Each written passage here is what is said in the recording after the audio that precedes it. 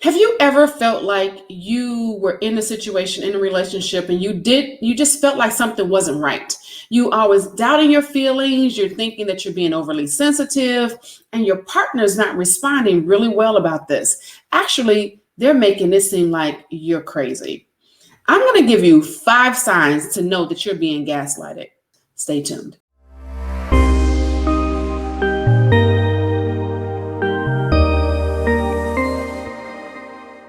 Are you are you in a relationship where you feel like you are overly sensitive, you're doubting your reality, you're trying to figure out just what is happening. You feel powerless, you feel alone, and you feel like nobody understands what you're going through.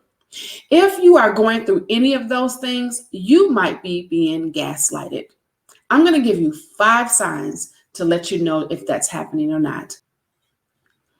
You know, gaslighting is something that can really make you feel like there is something wrong with you, where you're trying to figure out if the relationship has issues or if you have issues. You are questioning every single thing that you do, and you're wondering, is it you or is it them?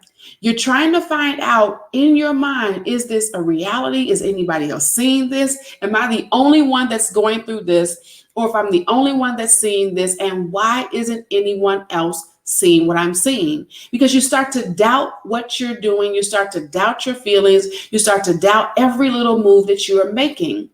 But if you see any of these 5 signs, you might want to question if you are being gaslighted. The first thing you want to notice is that your partner is always saying that whatever you brought up that they said or did, you're wrong. You might say, remember when you said, and no, I didn't say that. Or I thought that you did. No, I didn't do that. What do you mean? Even when you're witnessing it, they can walk in the room and say something directly to you right at that moment. And then you repeat it to them and they'll go, I didn't say that. They want you to think that you are, which goes into my second thing. They want you to think that you're crazy. So they start to make you feel crazy. They start to look at you a certain way when you speak, or they say certain things to you when you're speaking, like, are you sure you're okay? Or, you're a little oversensitive today. Have you been doing, all of these things to make you feel some kind of way? And you start to question this yourself because you're trying to figure out, why are they saying these things and I'm not seeing them? You start to ask yourself, am I being overly sensitive? Is it something wrong with me? And then it starts to eat at your confidence level. It starts to eat at your self-esteem. And they are slowly but surely taking you down. The next thing is that they lie blatantly for no apparent reason. They will come in the room and say to you, the sky is purple. And you're thinking, why are they mentioning the sky is purple? Or they'll say, I just came back from doing so-and-so. And you're like, really? And then when you actually say something to them about it, they tell you again that you're wrong. What are you talking about? I didn't do that. Or you could have witnessed them actually doing something, like something as simple as dropping something on the floor. They'll say to you, I didn't do that. You're like, I just saw you do it. I didn't. What are you not? You're crazy. You didn't see me do anything. What are you talking about? And they get very belligerent with you in trying to confront you and trying to protect that lie, knowing that what they just did was right before your eyes. And you're sitting there going, I just witnessed it. I just saw you do it. Or I just heard you do it. And they would just blatantly lie for no apparent reason, because the whole thing is they're trying to get you to think that you're crazy. They might even do something as wild as take pictures of you or record you while you're talking so that you can hear yourself. And then if you listen to that recording all over again, you'll hear them being very calm, and then you're kind of being erratic. And it makes you wonder, what did you do wrong?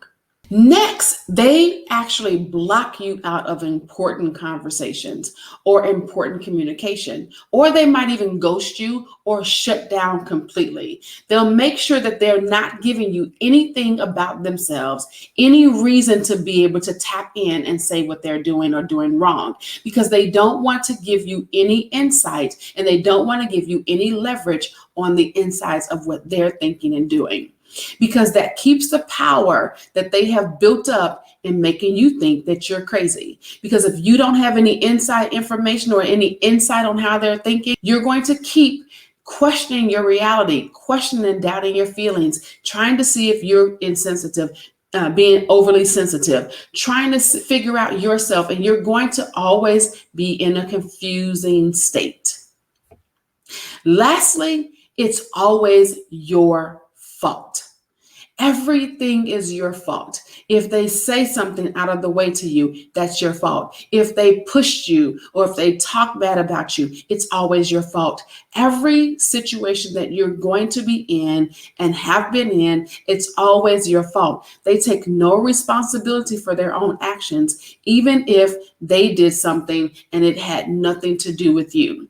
For instance, if they went to work that day and they had a bad day at work and you weren't even there, you were nowhere to be found, the first thing they're going to say is your fault that I had a bad day at work because you didn't wake me up on time, or you didn't press the alarm button, or why didn't you tell me that my tie was crooked, or why didn't you tell me that it was a bad time to park downtown, or whatever the case may be. It's always your fault. Every little situation that you go through is always going to be your fault. When you are being gaslighted, it is a situation where you feel alone and you feel like nobody knows exactly what you're going through. But I want you to know that you're not alone. There's so many different resources out here for you for you not to have to deal with someone that gaslights you, someone that has a narcissistic personality disorder that is going to abuse you in the situation that you're going to be in with them. This is not something that you can deal with on your own. This is a personality disorder that needs help. If you are in this particular situation, there are resources that you can reach out to so that you can get some help in dealing with these type of people, or do the best thing for you and get out. I hope that this helps someone. Please like, comment, and share. Tell me what you think in the comment section. Have you ever dealt with someone with a narcissistic personality disorder? Have you ever been gaslighted or ghosted?